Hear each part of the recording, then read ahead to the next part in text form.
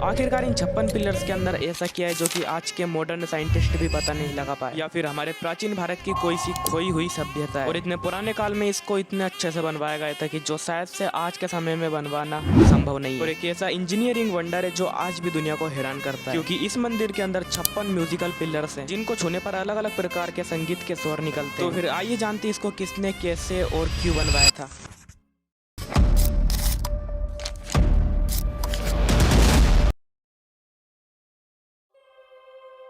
तो भारत के कर्नाटक राज्य में स्थित विजय विठला मंदिर यहाँ सिर्फ एक धार्मिक स्थल नहीं है, बल्कि यहाँ एक इंजीनियरिंग वंडर है जो कि पूरी दुनिया को हैरान करता है। क्योंकि इस मंदिर के अंदर 56 म्यूजिकल पिलर्स है जो कि पत्थर के बने हुए हैं, कुछ ऐसे स्तंभ और जिनको छूने पर सारेगामा जैसे संगीत के स्वर निकलते हैं।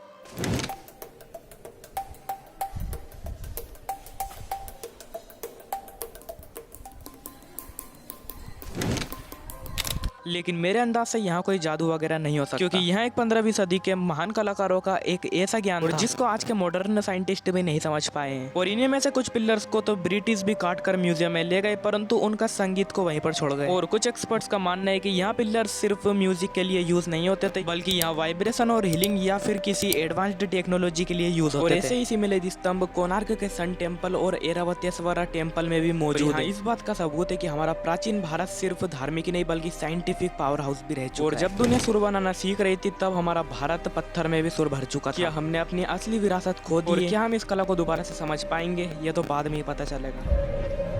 विजय विठला मंदिर जिसमें म्यूजिकल पिलर्स हैं, इसे विजयनगरा एम्पायर के समय बनवाया गया था और इसका निर्माण राजा देवराय के समय शुरू किया था और बाद में श्री कृष्ण देवराय के समय इसको एक्सपेंड कर दिया गया। राजा कृष्ण देवराय विजयनगरा साम्राज्य के सबसे महान राजा माने जाते थे। इन्होंने भूगोल, विज्ञान और धर्म को बहुत ही बढ़ावा दिया और ये मंदिर लॉर्ड विष्णु विठला स्वरूप को समर्पित था।